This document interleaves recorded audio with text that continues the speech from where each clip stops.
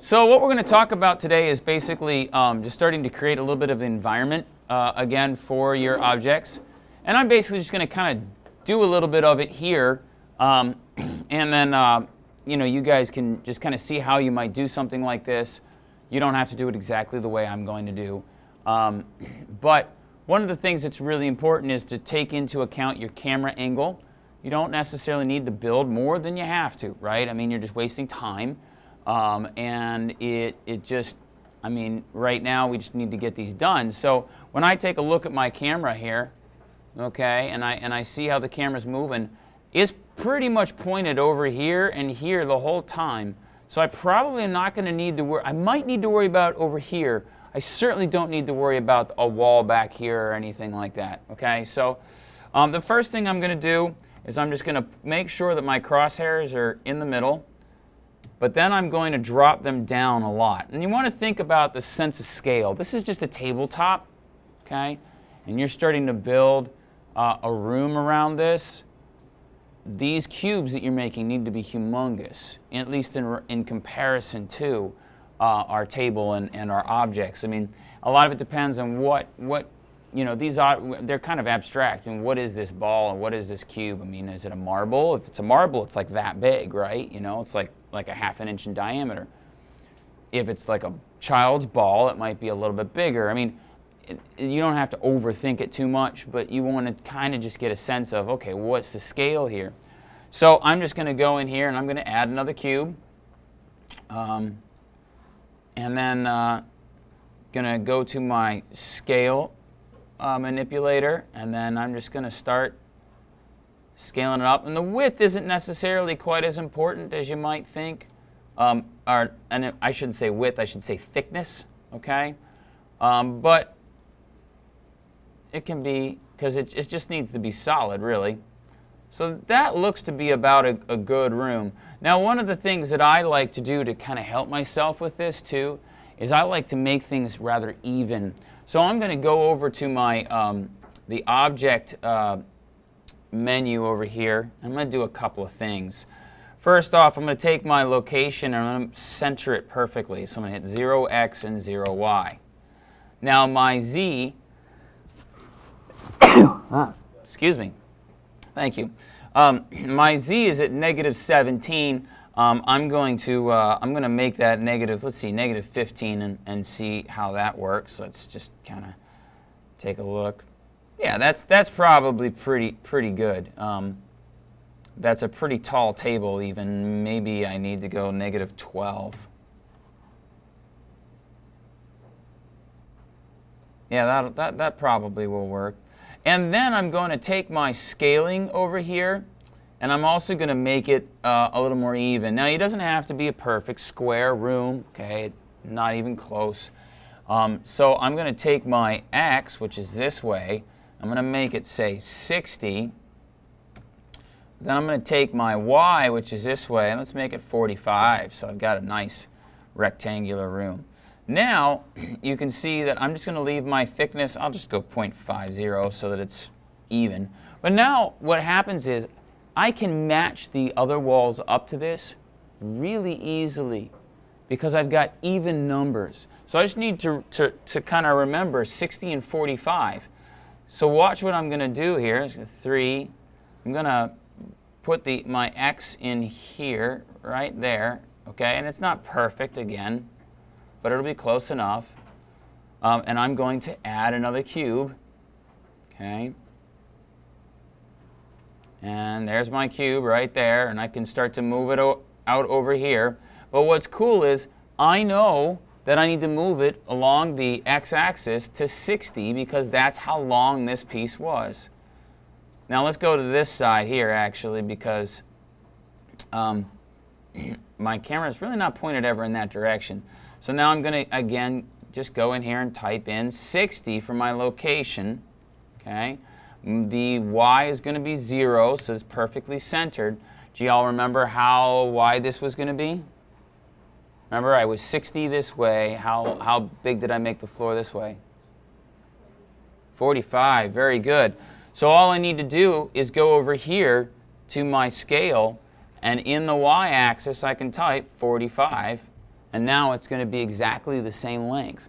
Now this is actually rather important, and the reason why it's really important to do this is because you don't want gaps, because a gap between the floor and a wall will create a shadow or an open space for light to come through once we start putting our lights outside the room and that sort of thing.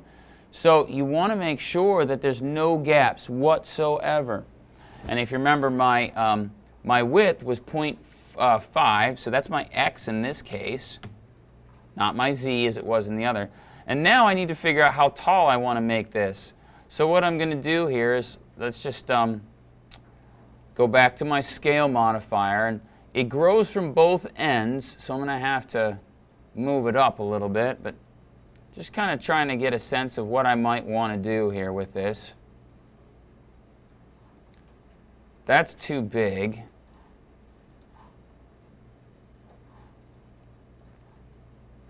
That looks better.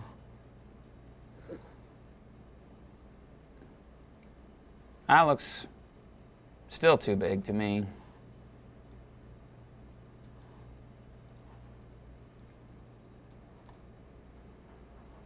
That looks good. So now we have this wall, and again, I'm just going to start evening things out. So my z, the height here, is 20.37. So I'm just going to round that down to 20. No problems there. And then I can go over here, and my height, okay, if this is 20 tall, where do you think I should put my height? If, remember that this is down at -12. Just got to do a little bit of math here. If this is 12 down, okay, and this is 20 up, the height of this, okay, let's add the 20 plus the 12, okay, or actually minus the 12. The 20 minus the 12 gives you how much left? 8 left, okay? So theoretically, there would be 8 blender units above 0 point in z, okay? So really, my center, if my center would be at 10, right? Because it's 20 tall, so it's 10 and 10, right? My center should be 2 down, shouldn't it? Okay? Does that make sense to everybody? Maybe? So my center isn't going to be at 10, it's going to be at 2 minus 10, which would be 8. See? And what you can do is you can then take a look at this. Now, I should say this. Because our camera is not outside the building, it doesn't matter. But you'll notice that if you do it this way and everything's perfect, there will be a little notch here. That's okay. Now, if the camera was on the outside of the building, that might not be okay. But in this case, it's okay, all right, to have a notch like that. But what's most importantly in this case is that we have a nice seam. The objects are actually setting into each other just a tiny bit. And using the numbers like we have, we've actually created something that's pretty easy to duplicate. So now, if I go back here, my camera is pointing this direction, so now we need to create another one. Add a cube. And I can move it over this way. Now remember, it was 45. So I'm just going to go over here. Here's my location, 45. My x will be back to 0. And now I can set up my scale, okay? So let's think about this real carefully. How long was my x of my floor? Do you remember? Not 45, it was 60. Very good. So if I take my x, I will take that to 60. Now it's long enough. How tall did I make it again? How tall did I make this one? 20. Okay. And it was 0.50 wide. And now all I have to do is take my z. Remember where the z was on this? If you forget, you just click on it. Oh, 8. There we go. Now the walls line up perfectly. Again, this just helps you. If you use these even numbers, it helps you, put everything together. And now, just in case All right, just in case some light or something like that, I want a wall over here. So what I'm going to do is I'm going to right click, and I'm going to Shift D, I do believe is duplicate, left click, and then I can drag it over, and then I'll just make sure that it's exactly negative 60 degrees. And then I can do the same thing with the floor so that I have myself a ceiling. So I'm going to Shift D for duplicate, left click, bring it up, and this is where it's going to be a little harder. You could do the math, but for me I'm just going to, actually here's what I'll do. Perspective can really mess you up when you got stuff like this, so I'm going to hit 3, swivel sideways, go to wireframe mode, and get rid of perspective, okay? And I'm just going to drop my ceiling right in on top of them, like that. And then I'm just going to go here, and whatever number I'm at, I should be able to round it off 28. Which makes sense because it's 20 tall, and I had the center at 8, so 8 plus 20, 28. I mean, that makes sense. So now I've kind of got a room started. Now, I think that it would be very wise for you to go through, because if you take a look at your list of objects here, you've got just cube 1, cube 2, cube 3, okay, that sort of thing. So looking at our axis, what I like to do here, right-click on our objects, and then what I'm going to do is I'm going to call this one here the ceiling. Okay, and then this is the floor. And then what I do in order to help myself out here is I'm going to right-click on our wall here. I'm going to call this the north wall.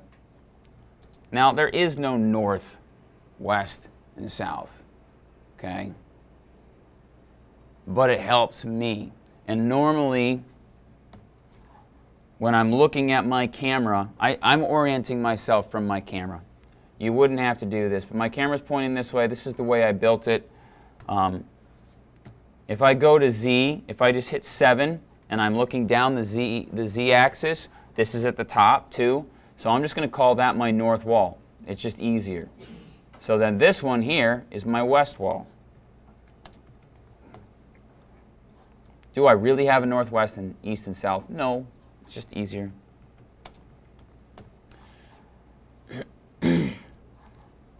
And then I already named that one, right? Floor. Yeah, good. So now what you can see is if you go to the list of objects here, okay, you can see exactly what's going on. Now, I'm not quite sure. Okay, so that cube 01 right there, that's my tabletop. So I should literally say that, tabletop. And you know,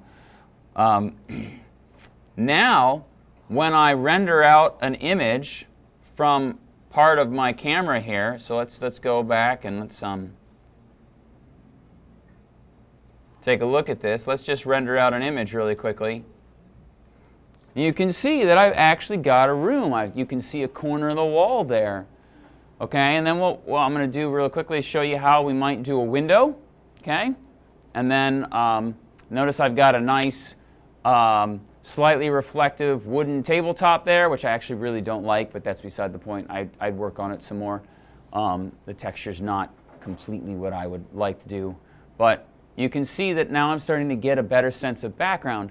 And here's the other thing is, as my camera starts to move, you're going to see this corner move too. It's going to give you a better sense of speed, a better sense of location. It's going to do a lot more stuff for you as far as, you know, just giving you an idea of what's really going on. And the other thing is you may feel the need now to pull your camera back a little bit. Okay, so right now the camera's kind of close. I might want to pull it back a little bit to show off my environment. So before I do all that, let's make a window. Now the other thing is my my table is really in the center of my room. I don't know, short of a dining room, usually tables aren't always right dead smack in the center. You could get as complicated with this as you wanted. You could add kitchen items, you know, whatever. You might want to just hold the Shift key down, select all of your walls, and just kind of shift it off to a corner or something like that, and give it, you know, it doesn't have to be right in the middle.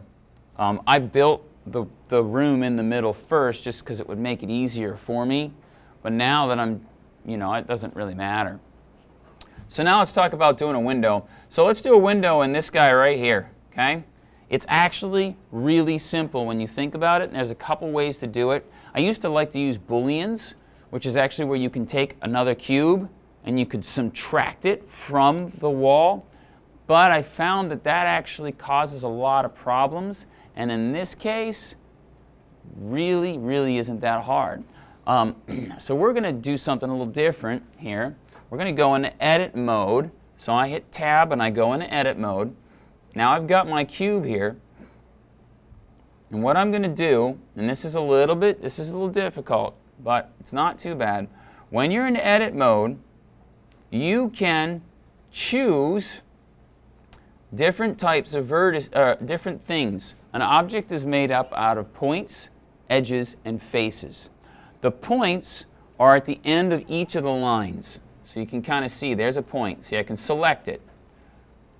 The line between 2 points is an edge. Guys, move up.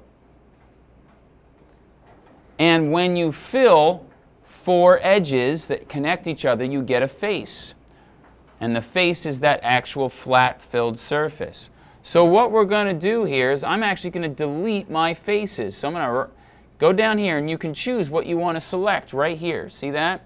So I can select points, edges, or faces. So if I select points, it looks like that. If I select edges, it looks like that. And if I want to select faces, it does that. And then I'm going to delete the face. So I'm going to hit X, only faces. Boom. Now I have it kind of open. I'm going to go do the same thing on the inside. X, delete only the face. Now I have just the outer side walls, but I have nothing in the middle. Now I'm going to grab my edge selector, and I'm going to hold the shift key down. I'm going to select my 4 edges like this. And I'm going to hit the E key. And the E key means extrude, and I'm going to show you what extrude does. Extrude means basically taking a 2-dimensional object and making it into 3 dimensions, essentially. So if I hit the E key, it makes a whole nother rectangle, and it fills the spaces in between. Let me undo that for a second. I'm going to extrude again, but this time I'm not going to move it. I'm just going to left-click immediately. And then I'm going to grab my scale manipulator, which you guys are used to, right? And I'm going to scale it down. Oops. For some reason, I didn't select that other side. That looks rather absurd, doesn't it? Okay, so let's try that again. Extrude, left-click, and then scale it down. Oh, look at that. Now I have a window. Pretty cool. Now, some of you may say, okay, but I want a window on the inside too, right? And how do you make that window, said window, the same exact thickness and same size? Well, you could try to match it up by going from the outside walls again, just like I did the first time, and extrude and trying to match up the size. But if you're smart, you don't even bother trying to do that. You extrude this window. Extrude, left click, bring it out here. And then what I'm going to do is I hit my 3 key, and I'm going to rotate around till I'm back in here. I'm just going to line those up perfectly like so. Now I have to make my new wall. And this could be a little bit complicated, but it's not a big deal. I'm going to go to vertex select mode and just, take my time. I'm going to connect each one of these by using the F key for fill. So I've highlighted both vertices by holding the shift key down and clicking on both of them. And I hit the F key. Boom. Do the same to this corner. Shift key down. Make sure you select the right vertices. You also don't have to click straight on them. You can be near them, which is kind of cool. Then once I've got that, I can go back to edge select mode, and I can select all my edges here.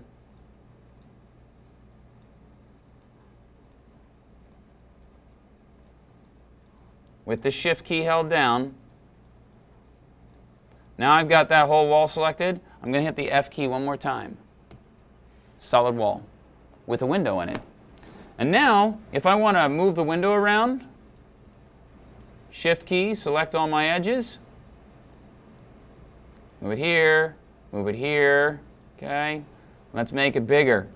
So go to my scale mode and just stretch it out a little bit. Okay.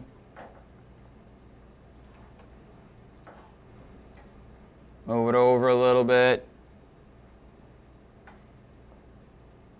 That looks pretty nice. It's a nice window. And I'm trying to be strategic about seeing and making sure that it actually shows up in my animation. So out of the corner of my eye, I'm also kind of keeping my eye on the camera view over here, which is very handy. Now, let me just say one other thing. Or actually, let me ask you a question.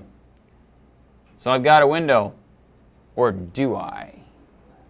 Yeah, I don't have glass. So, in order to get glass, pretty simple. Tab, hit the Tab key to get out of edit mode, or you can go down here to the drop-down menu, go into object mode. And we've got our little crosshairs. That's good enough. We're going to add another cube. So I'm going to add a cube here. Bring it over. And this is where hitting the 3 key on the number pad and then using 6 to rotate around can really help me. And then also going to wireframe mode here. Nope, not there. There. Or hitting the Z key can also really help. So now I'm going to get this in here. That looks good. Get my scale modifier. Stretch it out. Make it a little thinner, because glass is a little thinner, right?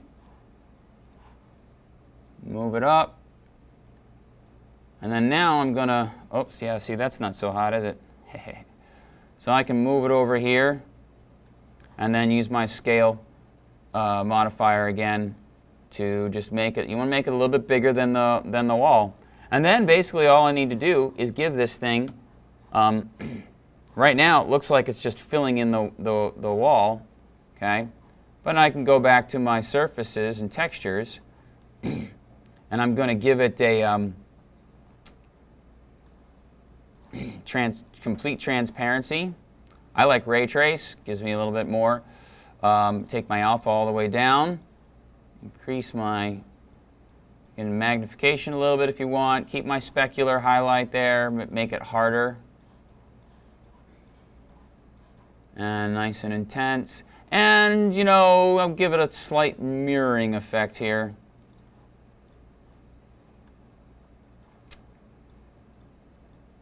So it kind of reflects the world around it a little bit.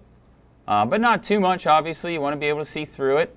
And then just for fun, I'm going to go to my world. Let's create a, let's get a kind of a blue color out there for right now, just to kind of see it. So now, in this shot, let's just go and render out a quick image. Let's just see how our window's looking.